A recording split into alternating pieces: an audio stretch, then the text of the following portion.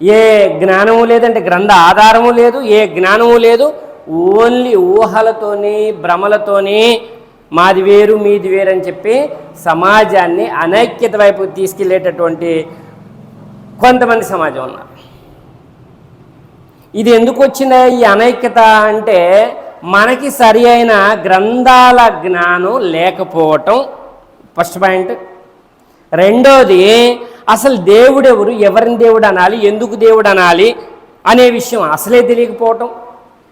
దేవుడి గురించి తెలియదు, గ్రంథాల్లో ఏముందో తెలియదు.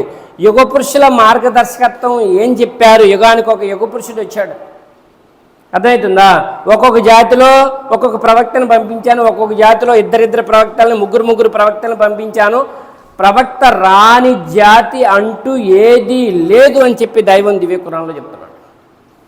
ఏ జాతినైనా నేను అకారణంగా శిక్షించను.